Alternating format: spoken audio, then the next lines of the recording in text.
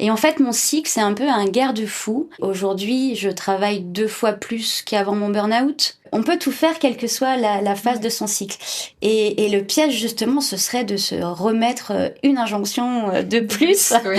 Ouais, j'ai mes règles, j'ai des fluctuations hormonales, mais en fait, je suis pas moins capable et je vais y arriver et encore mieux que toi.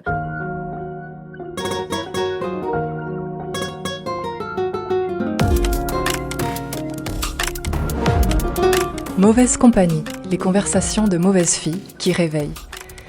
Vous voyez ces femmes qu'on qualifierait de mauvaises influences, celles qui osent questionner, déconstruire, libérer. Ici, je les invite à partager leur expertise sous l'angle de mauvaises filles. Les injonctions qu'elles démontent, les ombres qu'elles éclairent, les conditionnements qu'elles défont. Des conversations sans filtre pour élargir ton regard, des perspectives qui bousculent pour mieux te libérer. Parce que les meilleures fréquentations sont celles qui te rendent à toi-même. Bienvenue dans Mauvaise Compagnie, les dialogues qui éveillent, qui décomplexent et qui déconditionnent.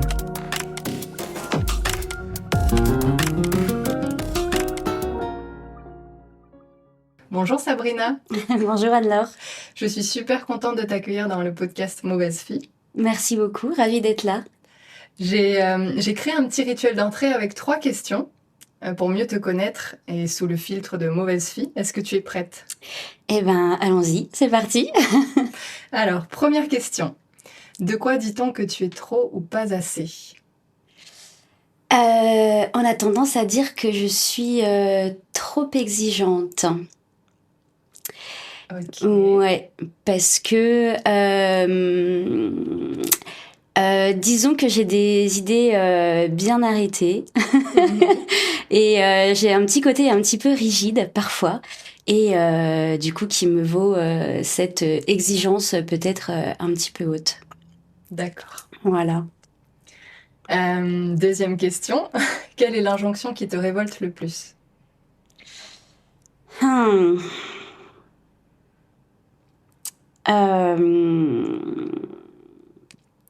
Alors, je sais pas si c'est une injonction, mais c'est cette tendance à couper la parole aux femmes, souvent. Je suis prévenue au moins. Ouais. Attention. Ou alors dire de parler moins fort, par exemple. Ça m'est souvent... alors, pas forcément personnellement, mais j'ai souvent entendu ça. Qu'elle prenait peut-être trop de place dans l'espace public et souvent on leur dit de parler moins fort ou carrément on leur coupe la parole. Ça m'agace. Ok, bien noté. Et quelle est la part d'ombre sur laquelle tu travailles le plus, ou que tu explores le plus ? J'ai de la tristesse à l'intérieur. J'ai une espèce de mélancolie ou je ne sais quoi qu'il y a au fond de moi et que j'essaye de travailler. Alors pas de mettre sous le tapis, mais clairement c'est quelque chose avec lequel je dois composer et qui remonte à certains moments, plus ou moins, voilà, mais qui est lié à mon histoire et à plein de choses qui me sont arrivées. Et qui du coup des fois quand il y a un événement qui me rappelle certaines choses ou quoi, ça a tendance à me rendre triste peut-être un peu facilement. Je suis peut-être un peu émotive, mais du coup voilà, c'est quelque chose, c'est cette petite part d'ombre là qui pourrait me faire prendre des chemins pas super quoi. Je vois. Merci beaucoup pour tes réponses. Merci. En tout cas, très honnête. Oui. Tu as réinventé ton identité à plusieurs reprises. Ouais. Tu me racontais un peu ton parcours. Et ce que je me demandais, c'est quand est-ce que tu as senti que ton corps a commencé à dire non et que tu as changé de trajectoire ? Mon corps, il m'a dit non plusieurs fois. Et en fait, je l'ai pas vraiment écouté. Et en fait, je pense que je ne savais pas l'entendre. En fait, je comprenais pas les signaux qu'il m'envoyait, qu'est-ce que ça voulait dire, et je subissais un petit peu ce qui se passait, sans vraiment comprendre. Et je sentais juste qu'il y avait quelque chose qui allait pas. Ce qui m'a fait changer de trajectoire plusieurs fois, effectivement. Jusqu'à jusqu'à ce que mon corps lâche, en fait. J'ai fini par faire un burn-out il y a quelques années, où vraiment, là, c'est le corps qui a complètement dit stop, qui a complètement lâché, et qui m'a poussée à faire une grosse remise en question pendant presque 2 ans et demi. Ok. Donc ça a été hyper long. En fait, j'ai fait 6 mois d'arrêt complet pour essayer de comprendre qu'est-ce qui vient de se passer. Essayer de sortir aussi de cette torpeur du burn-out, parce que c'est quelque chose qui fait un peu peur, qui nous paralyse, et puis on a peur d'y retourner. Donc de comprendre un petit peu tout ça. Et puis les 2 ans ensuite, ça a été comment je me réoriente en fait pour pas recommencer ce qui vient de se passer. Quelle formation je vais faire, qu'est-ce qui peut m'aider, comment je me reconstruis à la fois personnellement et professionnellement. Okay. Et qu'est-ce qui t'a aidé en fait dans cette traversée du burn-out?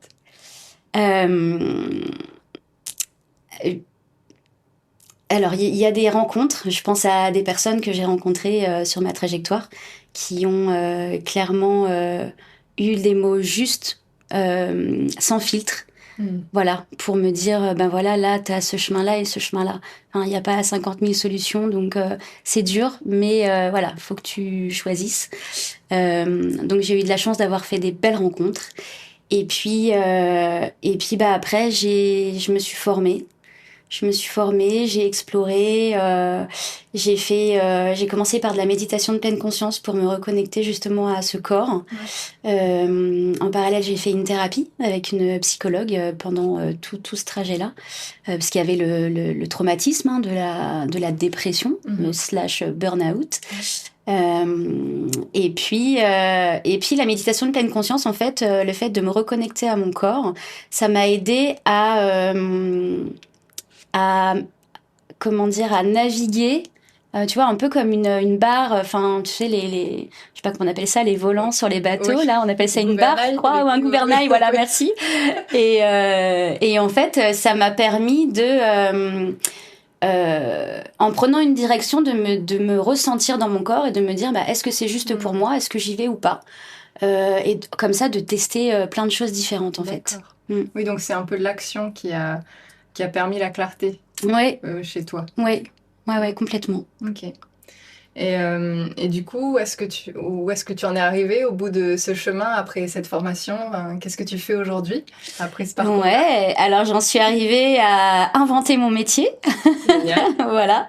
Je suis passée par plusieurs étapes, mais il y a toujours eu ce fil rouge en fait de la féminité. Ok. Mais je ne savais pas vraiment dans quel sens j'allais le prendre. En fait, j'ai fait une formation en yoga hormonal. J'ai été aussi Moon Mother pour faire les soins énergétiques. Tout ça avec le Covid aussi dans la foulée. Donc ça a été des formations un petit peu entrecoupées, qui ont permis des réflexions aussi entre-temps. Et puis, il y a eu un diagnostic d'endométriose qui est arrivé là-dedans et qui a fait que je me suis intéressée pour de vrai au sujet du cycle menstruel. Ou en tout cas, plus concrètement, plus sérieusement. Disons que j'avais un angle vraiment d'approche qui était très clair, qui était celui d'endométriose et du cycle menstruel. Et j'ai commencé également à faire mes recherches, à me former. Et j'en suis arrivée à devenir, il y a quelques années, 2-3 ans maintenant, éducatrice menstruelle, qui m'a permis d'inventer donc ce métier que je fais aujourd'hui, qui est consultante en intelligence menstruelle. Consultante en intelligence menstruelle. Et qu'est-ce que ça veut dire en quelques mots? En quelques mots, j'accompagne les femmes à comprendre leur cycle, à comprendre leur fonctionnement et quels impacts ça peut avoir dans leur quotidien, surtout professionnel. Moi, j'accompagne surtout les entrepreneuses. Et donc, quels impacts ça peut avoir dans leur organisation, dans leur relation client, dans leur communication, enfin tous les aspects vraiment de l'entrepreneuriat. Et puis avec cet aspect aussi où on va venir préserver sa fatigue, pour plutôt faire du cycle un un levier de bien-être, de performance. Donc ça, c'est un petit peu la phrase bateau, si tu veux, qui vient résumer. Mais c'est surtout pour éviter de subir son cycle, en fait. Ouais. Le fond du truc, il est là. On va y revenir à ça. Là déjà, j'aimerais bien parler avec toi du sujet des règles, parce que c'est vrai que quand on entend cycle menstruel, alors même si c'est beaucoup plus vaste que ça, souvent il y a le mot règle qui est associé. Oui. Et du coup, je me demandais un peu... j'ai l'impression qu'il y a beaucoup de marques aujourd'hui de serviettes hygiéniques qui essayent un peu d'enlever la honte des règles, mais déjà ils ont remplacé le liquide bleu par du liquide rouge, ça commence à devenir un peu plus réaliste, mais pourtant il y a quand même une certaine gêne qui reste, et je vois plein de femmes qui chuchotent quand elles ont leurs règles, qui se passent les serviettes comme ça en douce, quand il y a un homme dans les parages qui vraiment se ferme. Est-ce que cette gêne-là que moi je ressens, tu le vois aussi chez tes clientes? Oui. Qu'est-ce que tu en penses en fait de pourquoi on a toujours ce rapport un peu compliqué aux règles encore aujourd'hui? Je pense que c'est quelque chose qui est transmis depuis hyper longtemps, et en fait on est aussi dans une société qui a été construite par les hommes, pour les hommes, et sans vouloir faire tu vois de politique ici, c'est juste c'est un fait, c'est comme ça, et je pense qu'il y a eu une grosse incompréhension autour de ça. Et aussi quelque chose qui ne concerne pas directement les hommes, tu vois. Ouais. Donc du coup, je pense que c'est quelque chose qui est connu, qui est reconnu, mais qui vient un peu compliquer les choses, parce que derrière les règles, il y a aussi cette histoire d'hormones, j'allais dire changement de personnalité, même si c'est pas vraiment ça, mais en tout cas de fluctuation d'humeur, qui fait que c'est trop compliqué à gérer dans un monde où on se veut linéaire et productif à tout prix, tu vois. Ça vient mettre des bâtons dans les roues de ça. Et je pense que c'est aussi pour ça qu'on essaye de pas trop l'ébruiter, parce que ça viendrait révéler aussi une forme de puissance un peu douce, un peu différente, qui ne colle pas avec le modèle actuel, quoi. Donc après, c'est une interprétation toute personnelle, vraiment, mais ça remonte à très très loin. Tu vois, quand on voit les premiers médecins, les premiers écrits sur les médecins qui disaient qu'effectivement les règles ça faisait pourrir les fruits, tu vois, il y avait des trucs qui rendaient les femmes alors attends, c'était comment? C'était pas stupide, mais en gros que ça les rendait pas assez claires d'esprit, et donc elles pouvaient pas on pouvait pas leur demander leur avis, ou elles pouvaient pas avoir des responsabilités, parce que justement avec ces fluctuations d'humeur, comme on savait jamais trop à quoi s'attendre, du coup elle est hystérique, elle est folle, tu vois, c'est plus facile, quoi. Oui, hystérique, ce mot, je pense qu'il faudrait créer un épisode sur ça. Hystérique, ça vient du mot utérus, oui, à la base, c'est l'utérus qui se baladerait dans le corps jusqu'au cerveau, tu vois, et qui viendrait se faire toucher les fils un petit peu. Ouais, voilà, c'est ça. Oui, mais sur cette question de l'inconstance, on va y revenir, parce que je trouve ça vraiment hyper intéressant, et j'ai l'impression que c'est aussi un peu le cœur du problème aujourd'hui. Mais tu parlais de puissance douce par rapport aux règles, et je me souviens, lorsque on a discuté pour la première fois, tu me disais que tu aimais avoir tes règles. Oui. Et c'est vrai que moi aussi, c'est quelque chose que je partage, mais j'ai jamais entendu personne d'autre dire qu'elle aimait avoir ses règles. Pourquoi c'est une période que t'aimes vivre? Parce que c'est une période qui, déjà d'une, m'oblige à ralentir. Tu vois, moi je suis assez...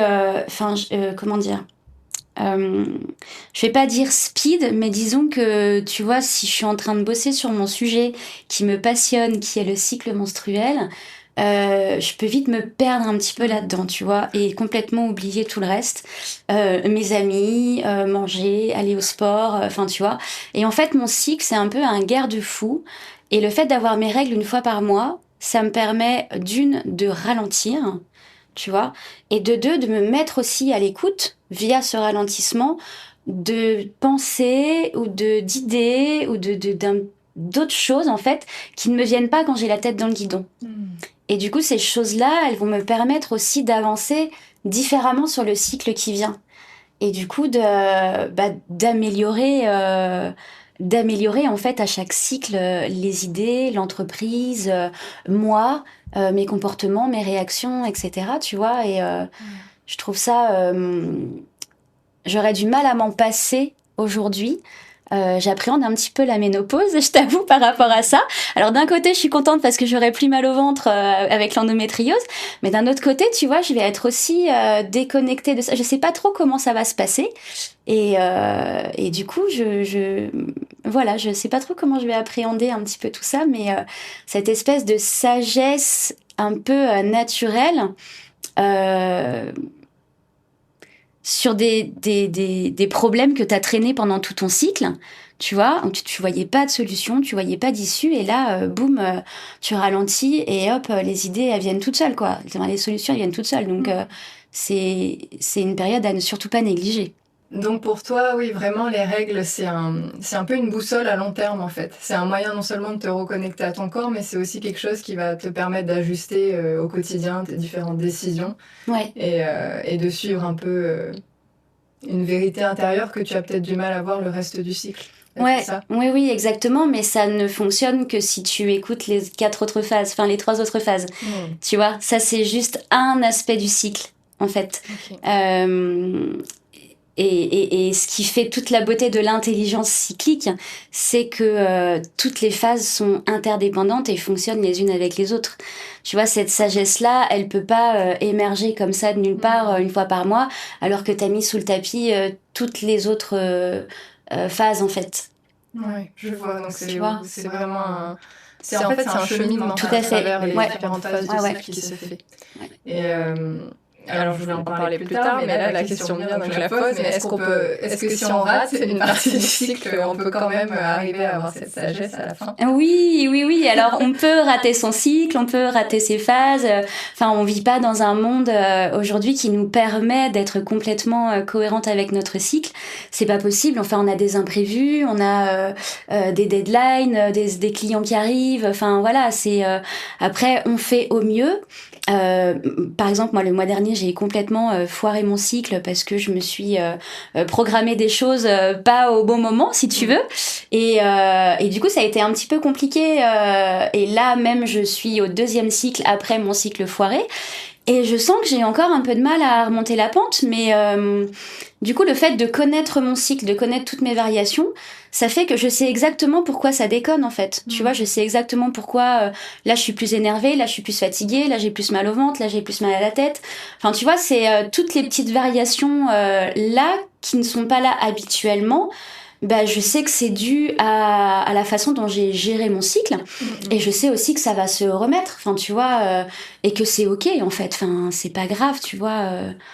Oui, et finalement, c'est presque intéressant de l'avoir foiré, comme tu dis, pour pouvoir vraiment apercevoir ce qui change, ce qui n'est pas censé être habituel, en tout cas, qui n'est pas fluide. Ouais, complètement, c'était intéressant, ouais, parce que du coup, j'ai tellement l'habitude d'être calée à mon cycle, que là, je suis revenue à des choses que j'avais oublié finalement, tu vois, même dans la procrastination, dans la flemme, dans, tu vois, cette difficulté à me mettre en action, tu vois, tout était compliqué, tout était dur, tout était et en fait, je sais que c'était dû à mon cycle, en fait, que j'avais mal géré, je m'étais pas reposée au bon moment, j'avais foncé et ouais, bah, je l'ai payé après, quoi. Mais c'est ok, c'est pas grave, en fait. On va pas en rajouter en s'auto. Oui, voilà, c'est ça. Après, tu connais tes signes, tu sais ce qui déconne, et ça t'amène aussi une forme de vigilance et à prendre encore mieux soin de toi quand tu le peux, tu vois, après. Ouais. Donc, ce que je trouve chouette aussi dans ce que tu disais, c'est que tu sais que ça va finir par se rétablir. C'est un peu cette confiance, finalement, cette intelligence corporelle et en un cycle qui... avoir confiance en son cycle, c'est aussi une certaine confiance dans la vie, quoi. Et je trouve ça chouette. Ouais, c'est vrai. Ouais. Je voulais voir avec toi un peu toutes les injonctions, puisque c'est un axe très fort du podcast.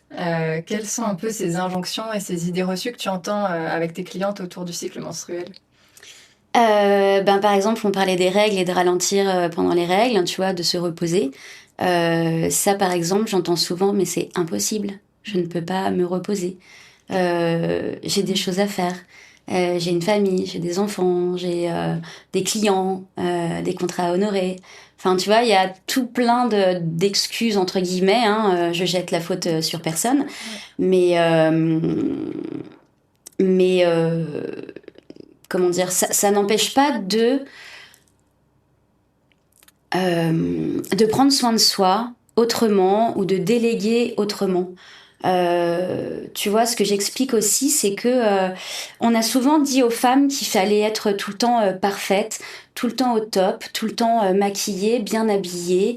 Enfin, tu vois, pas un cheveu qui dépasse. Enfin, vraiment.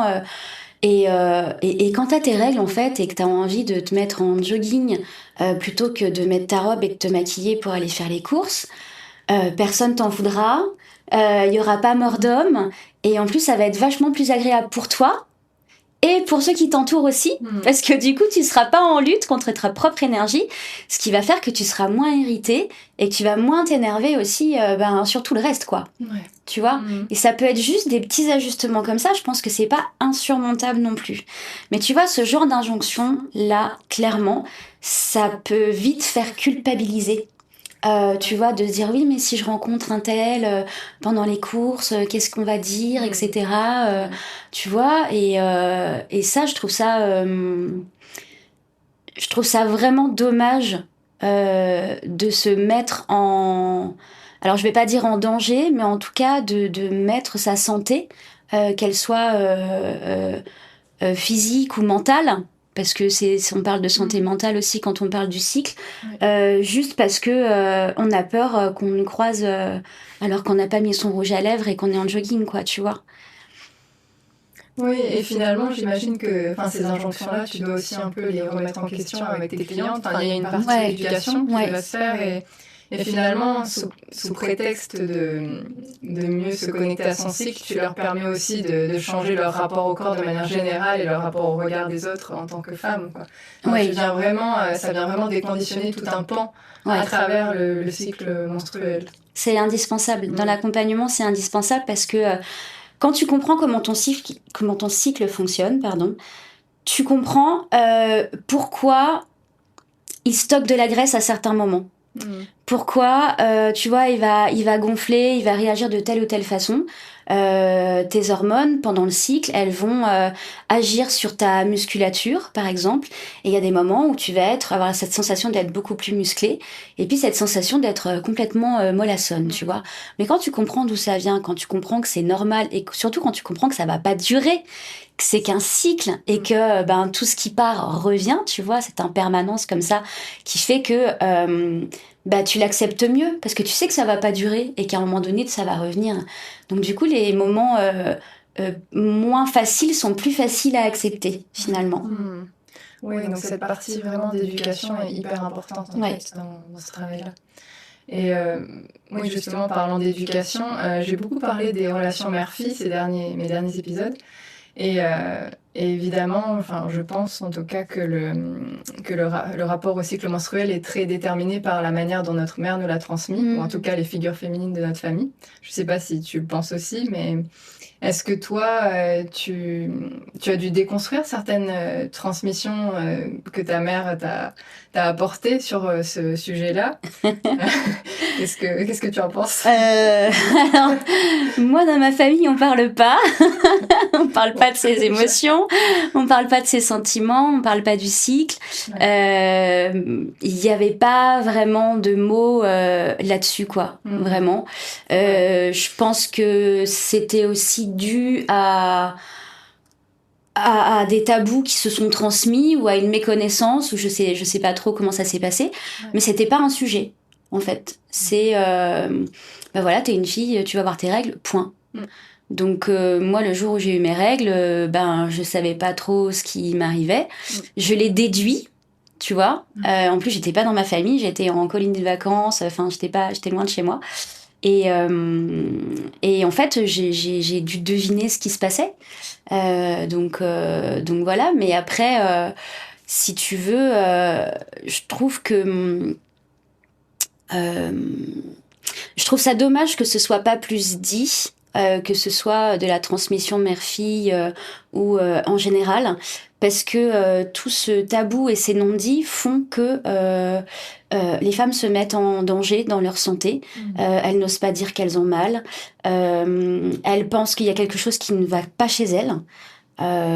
Tu vois, ça fait des errances de diagnostic qui sont pas acceptables en fait. Enfin, en moyenne 7 ans pour l'endométriose, c'est pas possible. C'est juste pas possible parce que on sait pas ce que c'est, on connaît pas et surtout, mais c'est normal d'avoir mal. Tu vois, et moi cette phrase j'en peux plus. J'ai des clientes encore aujourd'hui qui viennent me voir avec cette phrase. Oh les gars, on est en 2026 quoi. C'est non. Oui, je pense que ça doit être l'une aussi des injonctions, enfin en tout cas d'une idée reçue les plus répandues autour du cycle. Ouais. Bah là c'est normal que j'ai mal et allez je prends un spasson et c'est bon quoi.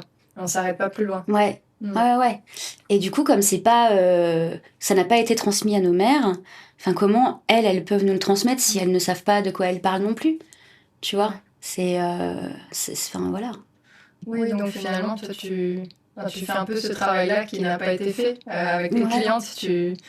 Tu remets un peu de la transmission là-dessus dans tes consultations. Ouais, complètement. Je pense qu'il y en a besoin. Ouais.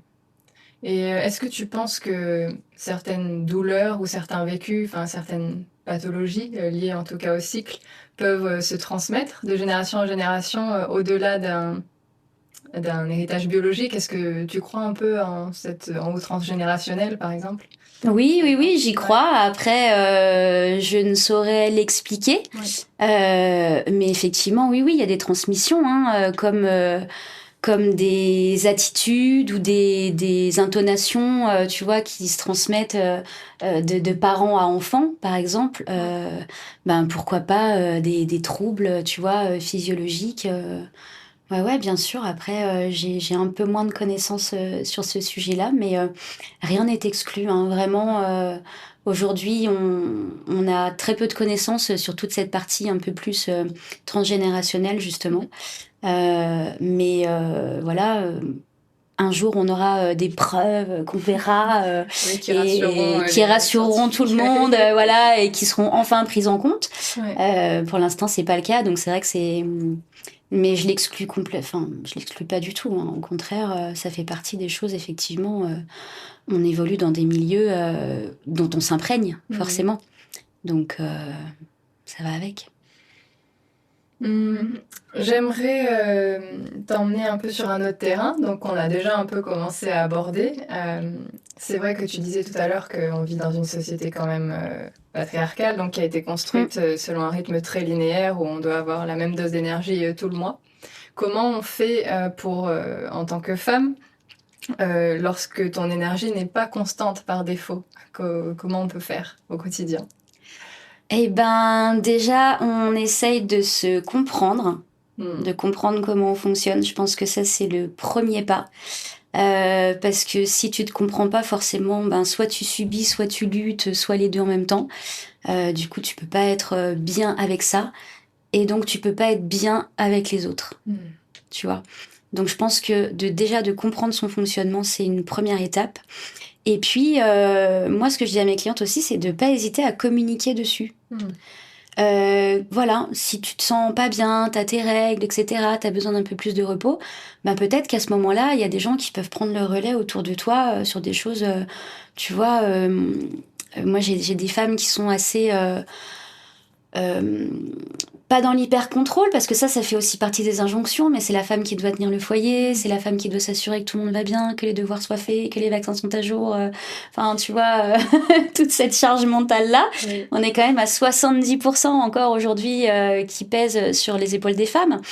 Et le fait de pouvoir leur dire, mais par exemple, là, si ta vaisselle, elle est pas faite pendant 2-3 jours, et que c'est ton mari qui l'a fait, ou ton conjoint, ta conjointe, ou ton enfant, peut-être s'il est assez grand, et même si elle n'est pas parfaitement faite, peut-être que pendant 2-3 jours, c'est pas très grave, et puis que toi, ça peut te permettre aussi de prendre un peu de recul et de te reposer. Mais tu vois, en l'expliquant à la famille, c'est très très bien accueilli, c'est très très bien perçu, parce que on voit aussi les effets après. Que maman, elle est de meilleure humeur, qu'elle est plus disponible aussi peut-être pour d'autres choses. Donc forcément, petit à petit, c'est bénéfique pour tout le monde en fait. Et ça normalise aussi complètement d'avoir un cycle. Ouais. Après, je comprends que ce soit pas évident parce que c'est pas comme ça qu'on a été éduqués, c'est pas comme ça qu'on nous a appris. Et ça peut ne pas être facile, mais il y a plein de petites astuces, de micro-ajustements qu'on peut faire sans forcément bouleverser, tu vois, tout le fonctionnement qui est en place depuis un moment. Mais je pense que ça vaut le coup. Ouais, j'avais vu quelques petites idées de femmes pour un peu communiquer à leur entourage ou à leur conjoint à quelle période du cycle elles étaient. Elles mettaient sur un frigo différentes couleurs. Ouais. Comme ça, les enfants et leurs conjoints savaient exactement dans quelle phase elle était et un peu ce dont elle avait besoin et comment elle pouvait être un peu plus au quotidien. Enfin, j'avais trouvé ça sympa. Ouais, ça permet à tout le monde de s'ajuster autour de ça. Ouais. Et puis moi, je trouve ça plutôt mignon quand tout le monde participe, quoi. Clairement. C'est hyper touchant. Clairement. Et donc, comment est-ce que... après, j'imagine que c'est de ça dont tu parles aussi avec tes clientes. Et comment on peut être à la fois performante et s'adapter à son cycle. Alors, est-ce qu'il faut être comment je vais décortiquer ça? Non, mais je pense que la performance, il y en a peut-être une idée négative. Ouais. Mais je pense qu'il n'y a pas de mal à être performante en fait, et qu'on peut être performante de plein de façons différentes. Tu vois, être performante, ça veut pas forcément dire se surpasser et repousser ses limites. Être performante, ça veut juste vouloir dire peut-être faire ce qu'on a envie et aller au bout des choses qui nous font du bien. Tu vois, moi je suis beaucoup axée sur le travail parce que je suis passionnée par mon travail. Mais tu vois, je le fais aussi avec beaucoup de bienveillance envers moi-même en fait. Et aujourd'hui, je travaille 2 fois plus qu'avant mon burn-out parce que j'ai accepté de ralentir par moment en fait. Tu vois, je pense que on peut pas être performante tout le temps. C'est impossible, mais par contre, on peut l'être si on accepte parfois je lève le pied, je lâche prise, hop, je prends le temps de me recharger, tu vois, comme tu recharges ton téléphone, et puis après, t'es reparti 2 fois mieux. Ouais. Oui, en fait, c'est vraiment remettre en question cette notion de performance comme quelque chose de linéaire et à énergie égale. Ouais.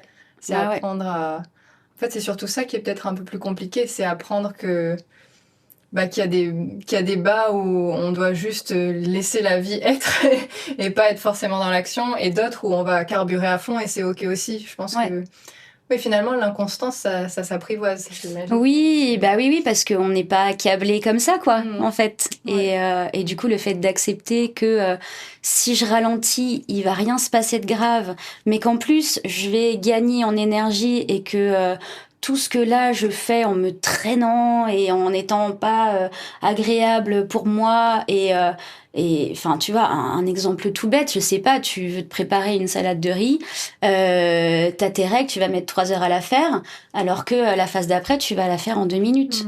Enfin tu vois, la salade de riz c'est peut-être pas un bon exemple, mais tu vois, sur des tâches en fait qui sont pas urgentes et que tu peux déblayer en 2-2 la phase d'après, ça vaut peut-être le coup d'attendre 3 jours.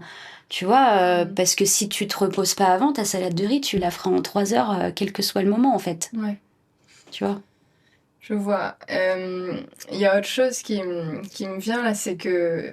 Alors, tu parles beaucoup de 4 phases. Ouais. Et je vais peut-être me faire l'avocate de la diablesse. Mais alors, j'ai l'impression... Alors, on est sorti d'une norme qui était un peu cette déconnexion de notre corps. Et est-ce qu'on serait pas non plus, on en a un petit peu parlé juste avant, mais en train de rentrer dans une autre norme où il faut performer son cycle et où on se dit qu'il y a 4 phases et là, je suis censée être au top, donc je vais tout performer. Là, je suis censée péter un câble, donc je vais péter un câble. Enfin, est-ce qu'on n'est pas aussi en train de... un peu trop de le mentaliser au bout d'un moment aussi, C'est un peu le piège, en fait, effectivement, de rentrer dans une nouvelle injonction. Effectivement, en se disant, voilà, je vais faire ma com à tel moment, je vais faire ma compta à tel moment. En fait, ton cycle, il te permet de faire certaines tâches plus facilement, il va faciliter certaines tâches et par l'énergie qu'il porte, par les ressources qu'il va t'offrir. Mais la vraie intelligence cyclique, c'est on peut tout faire quelle que soit la phase. C'est-à-dire que ce qui va être important, c'est avant de commencer quelque chose, ta journée ou je ne sais quoi, c'est de se demander dans quelle énergie je me sens aujourd'hui.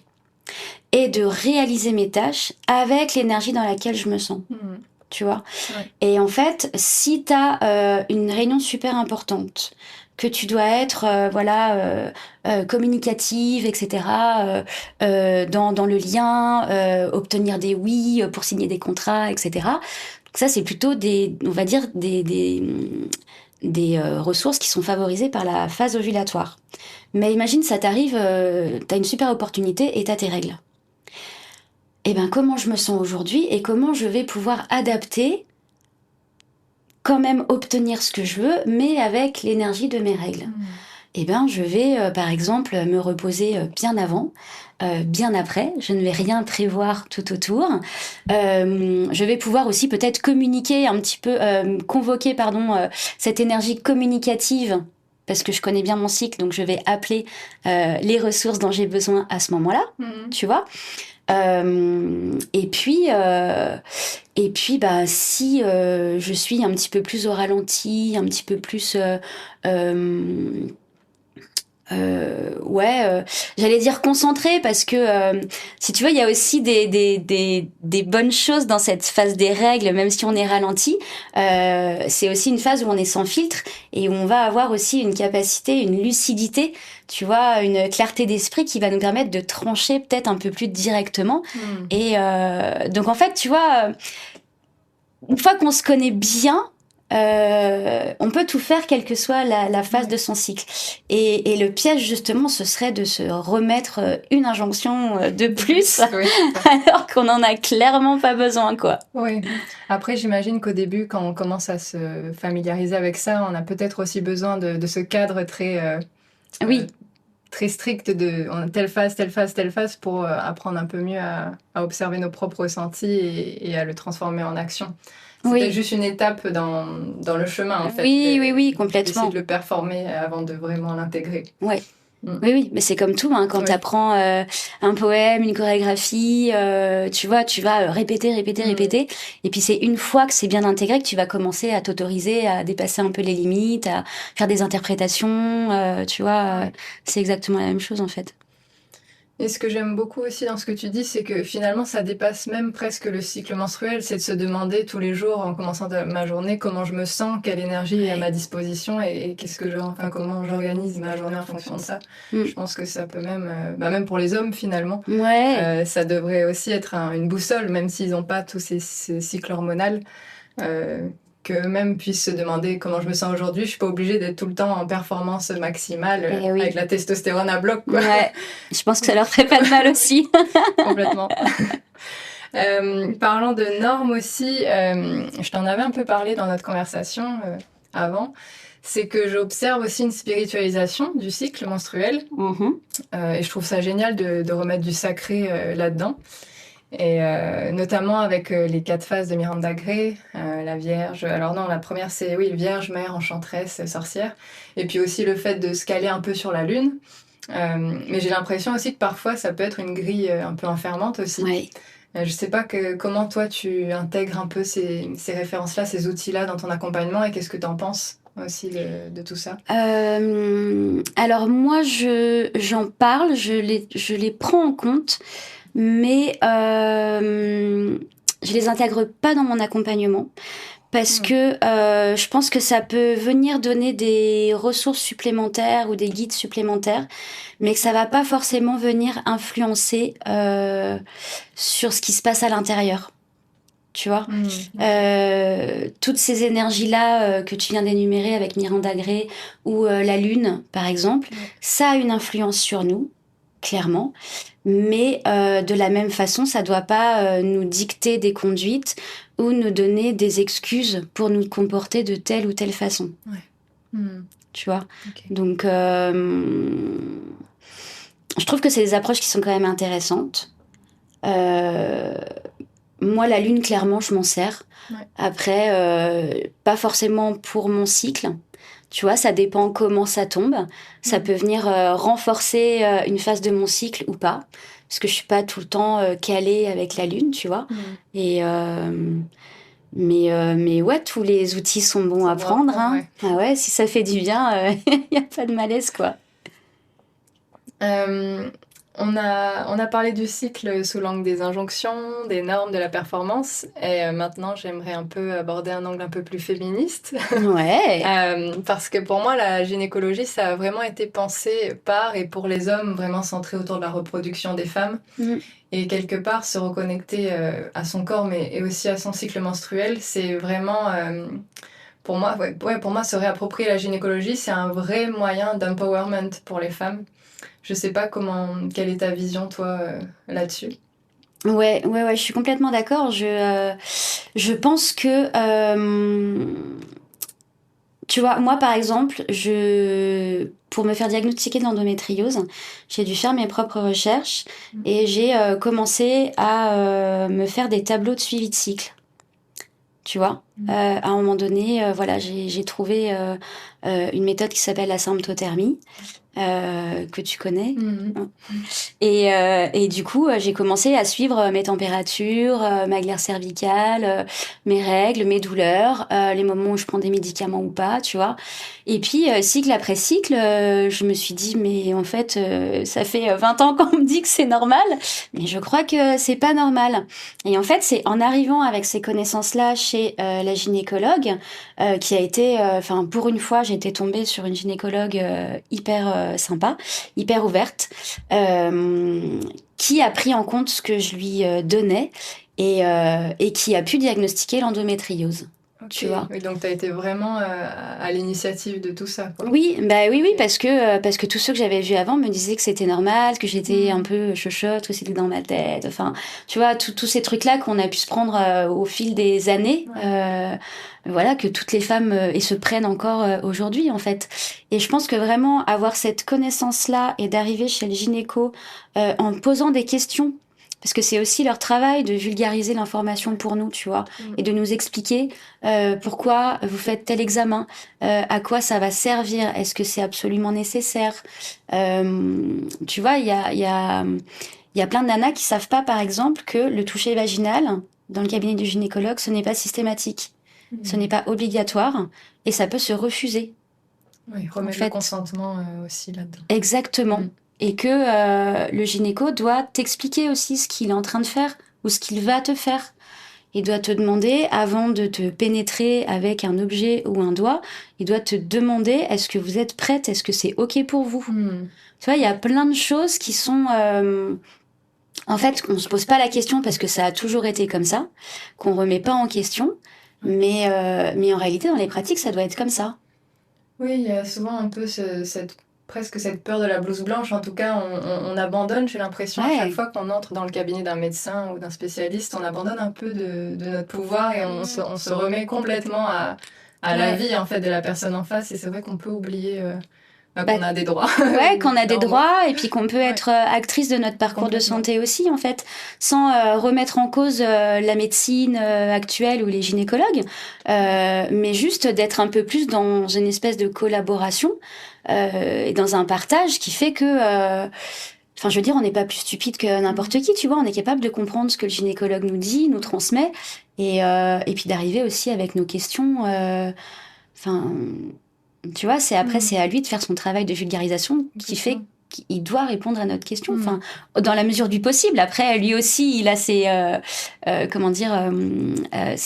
droits et ses devoirs. Il y a des choses il y a de la réserve aussi chez eux, et c'est OK. Mais ouais, ça éviterait bon nombre de violences, hein, qu'elles soient... comme on dit, les violences gynécologiques et obstétricales, mais aussi les violences juste de parler avec quelqu'un qui nous prend pour... comme si on avait 2 ans et demi et qu'on comprenait rien, quoi, en fait. Tellement, ça me parle. C'est pas OK du tout. Et donc ça, oui, j'imagine que tu en parles aussi à tes clientes et que ça fait presque un trio après avec leur gynécologue, toi et la cliente. Ça en fait partie. avancer plus facilement comme ça. Ouais. Après, moi, je suis pas dans le cabinet du gynéco, mais tu vois, si j'ai une nana qui a un rendez-vous un peu stressant, elle sait pas trop ce qui va se passer, par exemple, on peut établir une liste de questions ensemble qu'elle ira poser ensuite à son gynéco. Moi, je peux orienter aussi un petit peu les examens, tu vois. Après, je suis pas du tout médecin, mais par rapport aux observations qu'on a pu faire, tu vois, je peux dire, tiens, parle-lui de ça. Si ça lui parle ou pas, tu vois. Après, c'est lui qui va prendre la décision et peut-être que je me trompe. Mais en tout cas, il y a des choses, qu'on peut préparer ensemble, carrément, ouais. On parle d'empowerment et tu as un programme qui s'appelle Badass et menstruée. Ouais. C'est vrai que le mot badass, j'en avais parlé dans un épisode, les limites de ce terme, mais c'est vrai que quand tu m'avais parlé de ta vision de ce mot-là, j'avais complètement adhéré. Ouais. Je pense qu'on a un peu la même vision. Est-ce que tu peux nous en parler un peu plus et de ce terme pour toi et de ce programme ? Ouais, alors en fait, Badass et menstruée, c'est un programme qui fait 6 mois, qui est à destination des entrepreneuses et qui va leur permettre d'optimiser leur business grâce à la connaissance de leur cycle. Voilà, en gros, c'est ça la promesse. Ouais. Et en fait, le côté Badass et menstruée, c'est vraiment pour dire, en gros, ouais, j'ai mes règles et alors. Enfin, tu vois, c'est un peu le côté je suis une femme, ouais, j'ai mes règles, j'ai des fluctuations hormonales, mais en fait je suis pas moins capable et je vais y arriver et encore mieux que toi. Enfin, tu vois, il y a un espèce de côté où je viens m'affirmer avec toutes mes facettes et toutes mes capacités et en fait, elle est là ma force. Et c'est pour ça que, cette complétude, et c'est ça qui va faire que je vais y arriver. Tu vois, c'est d'assumer toutes ces facettes. Et le côté badass, c'est le côté vraiment, je m'affirme, quoi. J'ose, j'y vais, j'ai pas peur et c'est pas mes règles qui vont m'arrêter, quoi. Tu vois? Oui, c'est aussi un peu dire que je suis tout aussi valable en jogging, et même effondrée dans mon canapé pendant mes règles, qu'en phase folliculaire où je suis super sportive et je suis à fond. Ouais. Quoi qu'il en soit, j'ai autant de valeur. Exactement. J'ai autant de valeur, j'ai autant de ressources. C'est juste l'énergie qui va changer, en fait. Tu vois, et les ressources qui vont être différentes. Mais en vrai, je suis capable dans n'importe quelle phase, peut-être pas des mêmes choses et pas au même moment. Et encore, quoi, j'ai envie de te dire, ça dépend des femmes. Donc, Et quelle est la phase, selon toi, dans laquelle on est le plus une mauvaise fille ?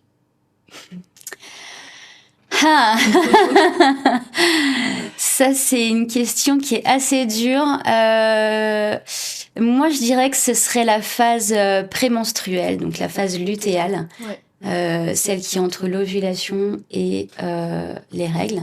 C'est une phase qui est souvent mal aimée par les femmes parce que on est énervé, on se trouve grosse, on se trouve moche, on se trouve nulle. Enfin, tu vois, il y a toute cette petite voix, on voit tout en noir, il y a rien qui va, on va jamais y arriver. Enfin, vraiment. Et en réalité, je pense que si on a tout ça qui nous vient, c'est parce que cette phase, elle vient nous montrer aussi tout ce qui ne va pas. Mais plutôt que de se dire rien qui va, ok, là j'ai un super pouvoir qui vient m'indiquer tout ce que je peux changer pour que ce soit mieux. Tu vois ? Et du coup, c'est là aussi où ça va être le plus changeant, le plus chahutant, où on va peut-être essayer des choses complètement dingues, complètement nouvelles, qui se sont jamais faites, qui sont peut-être pas convenables, tu vois, qui font un peu mauvaise fille, du coup, et qui vont venir peut-être nous challenger et aussi challenger l'entourage, qui a pas l'habitude de nous voir sous cette facette-là. Donc peut-être un petit peu des conflits, peut-être un petit peu plus de disputes. Mais en réalité, c'est là où on peut être totalement badass et s'affirmer complètement, parce que c'est aussi cette phase où on est où tu vois, les masques sociaux, en fait, tout le côté hormonal des œstrogènes qui sont là pour pour nous reproduire et donc séduire l'autre. Là, non. Là, on n'y est plus. On n'est plus dans la séduction. On n'est plus là pour plaire. Donc, tu vois, donc on va... biologiquement. Biologiquement, on n'est plus là pour plaire. On est en phase d'attente. Est-ce que je suis enceinte? Est-ce que je suis pas enceinte? Donc, le corps, il attend. Et en attendant, il se protège. Il se préserve. Et c'est vraiment... cette phase, c'est de l'autopréservation, si tu veux. Donc, tout ce qui va émerger de ça, tous les changements qui vont être proposés, ça va être pour se protéger, pour aller mieux et pour être plus aligné avec soi. Mais forcément, ça vient chatouiller un petit peu l'entourage. Et peut-être soi aussi, parce qu'on n'a pas l'habitude. Et donc, ce serait peut-être la phase la plus mauvaise fille, parce que je ne réponds qu'à moi, tu vois. Ouais. Oui, et puis il faut vraiment... c'est une phase qui nous demande d'aller regarder nos ombres aussi. D'oser les regarder, pas de les enfouir sous un façon, par exemple, ou sous... c'est cette idée de préservation de soi. C'est la première fois que je l'entends et je trouve ça hyper intéressant de remettre ça dans un contexte même biologique qui s'explique. Complètement. Mais moi, tout mon accompagnement, il part de la biologie en fait. Tu vois, il part de cette base physiologique et des répercussions que ça va avoir après dans le mental, dans les comportements, on va dire, avec tous ceux avec quoi on interagit finalement. Sabrina, on arrive à la fin de cette interview. Quels sont tes prochains projets et où est-ce qu'on te retrouve? Prochain projet, je suis en train de préparer mon prochain challenge en ligne pour la rentrée. Donc entre mi-août et mi-septembre.